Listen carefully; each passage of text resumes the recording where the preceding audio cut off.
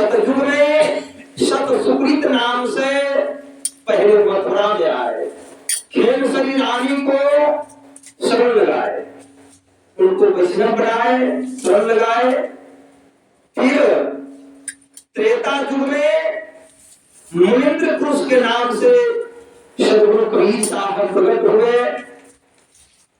अयोध्या गए, लंका गए, लंका में शिष्य बनाए, अयोध्या में शिष्य बनाए। सदगुरु कबीर साहब का शिष्य मधुकर विप्र, विप्र मतलब ब्राह्मण, मधुकर विप्र को शिष्य बनाए, विचित्र भाट को, मंदोदरी रानी को, बहुत ऐसे ऐसे महापुरुष सदगुरु कबीर साहब को शिष्य बने। फिर जो है द्वापर युग में रानी इंद्रमती जी चंद्र विजय सिंह का पत्नी रानी इंद्रमती को सदगुरु कबीर साहब शिष्य बनाए, उनको सतलोक दिखाए, सतलोक पहुंचाए। फिर कलयुग में सदगुरु कबीर साहब नाम से प्रकट हुए काशी नगर में जेठ पूर्णिमा के दिन। अल्लाह जाने कितने जीव को उद्धार किए। उसने धनी धनदास जी, बांधवगढ़ के राजा, 56 करोड़ का संपत्ति था बांधवगढ़ के राजा को। धनदास जी रामानंदी संप्रदाय का थे। धनदास जी रामानंदी संप्रदाय में वो सारी राम भगवान को पूजा करते थे और सारी राम भगवान को लेकर बहनी पर लेकर हर एक तीर्थ में भ्रमण कर रहे थे। जब मथुरा पहुंचे तो सदगुरु कबीर साहब एक वृक्ष के बगल में आसन लगाकर बैठे थे, संत को भेष में। उधर से धनदास जी वहां कपर घौर लगाकर जो है भगवान को भी पूजा करते थे।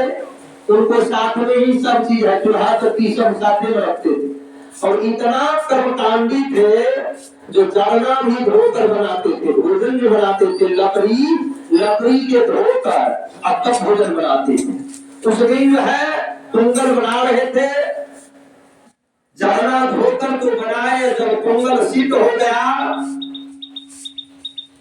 तो लास्ट में एक लकड़ी लगाए, उसमें चींटी था, तो कुछ चींटी जो है चूल्हा में जलकर मर गया और कुछ बाहर निकल कर आ गया।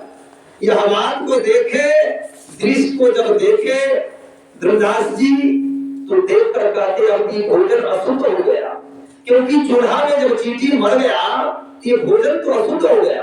अब ये भोजन को हम नहीं पान करेंगे, अब किसी को दे देंगे, लेकिन जो भोजन अपना ही नहीं पान करेंगे तो किसी दूसरे को नहीं देना चाहिए है?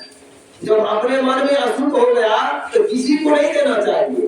धनदास जी मन में भ्रम था, वो भोजन लेकर सदगुरु कबीर साहब पर निगाह गया। वो वृक्ष को नीचे में बैठे हुए थे, सोचे भाई इन्हीं महात्मा को जाकर जो है सही पोंगल जो है हम दे देते हैं। बर्तन में लेकर वो प्रास में खिचड़ी जो है पोंगल लेकर जब गए, सदगुरु कबीर साहब को आगे में धर दिए। कहते हैं महात्मा जी ये आप भोजन कर लीजिएगा। सदगुरु कबीर साहब निगाह दिए खिचड़ी पर, जब पोंगल पर जब निगाह दिए तो देखते हैं, नजर जब दी है तो गर्म खिचड़ी से चींटी निकल रहा है, निकल कर भाग रहा है।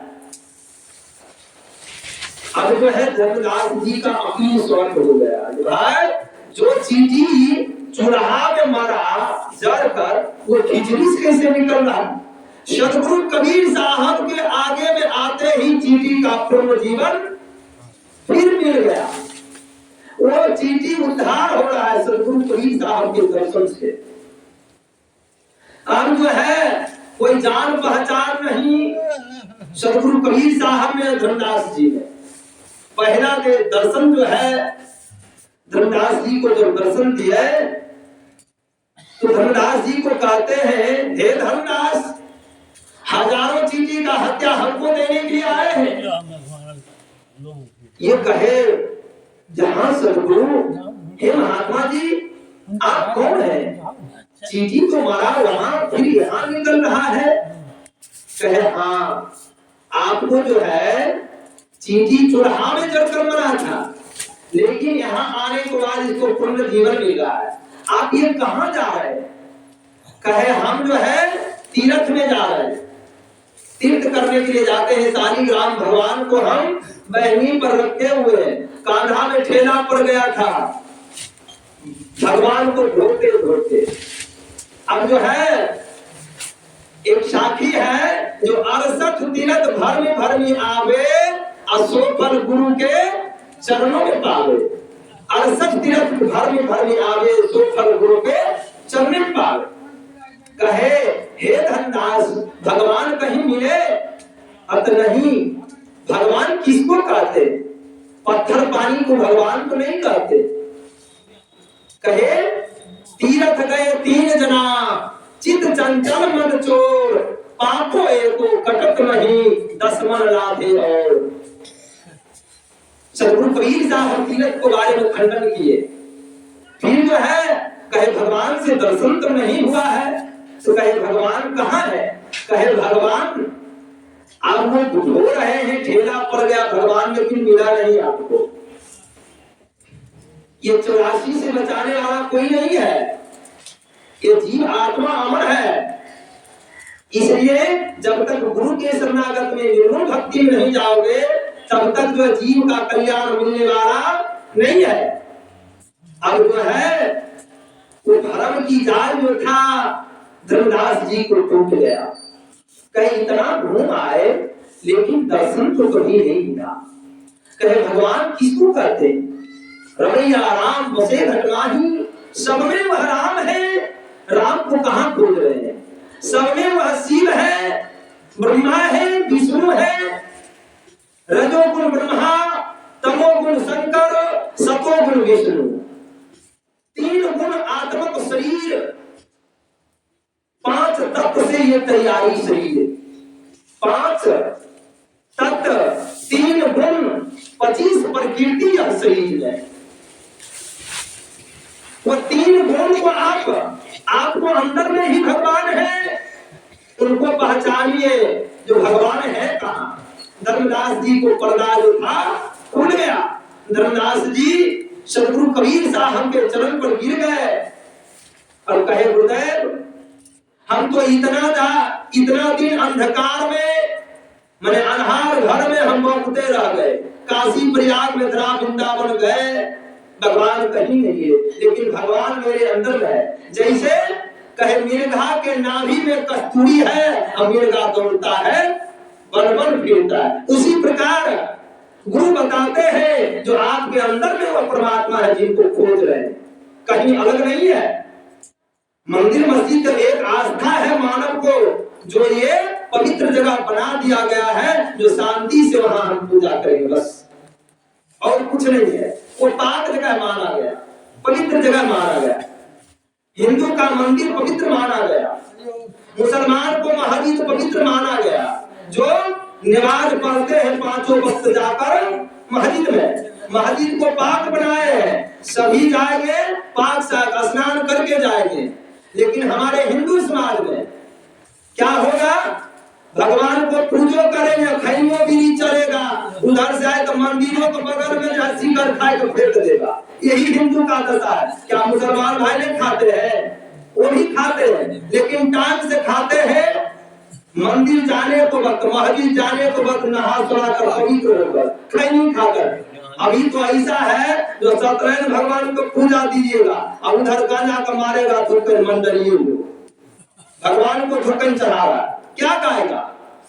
इसलिए कबीर साहब कहे कहता सो करता नहीं, बाके मुंह की जवाब, आखिर धक्का खाएगा वह सामर्थ के दरबार।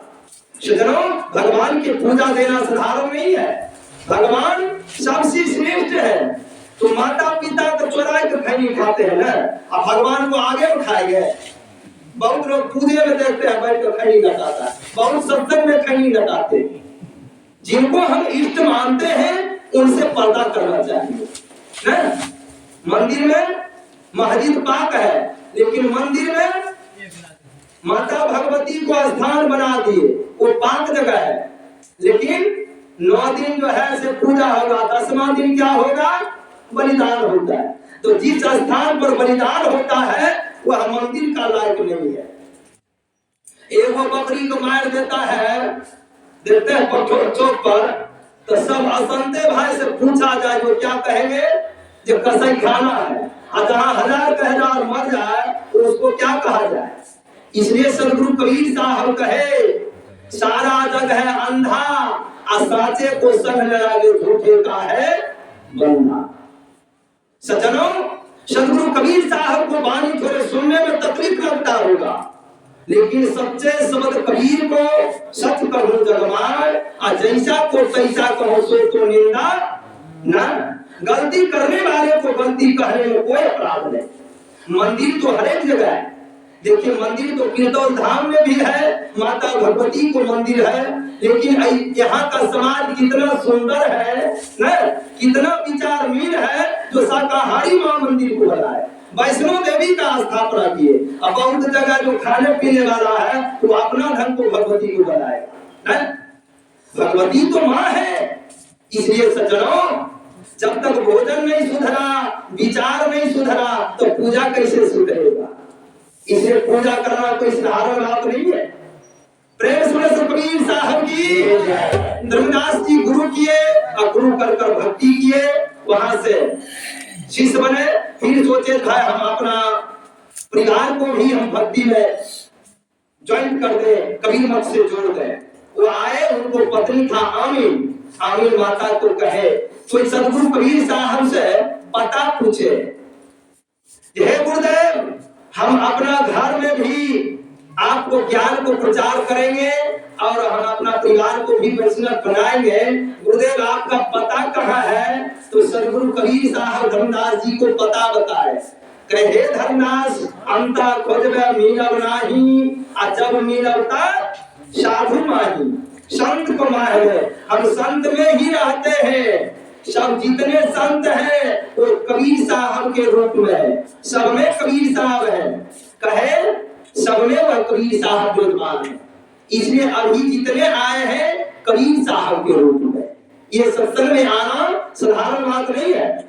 तो कहे ठीक है, जाइए भंडारा गोष्ठी कीजिएगा, हम आपको दर्शन देंगे। आए, भंडारा गोष्ठी किए। सदगुरु कबीर साहब तो कहे संत को भेज में ना, सब में हम हैं।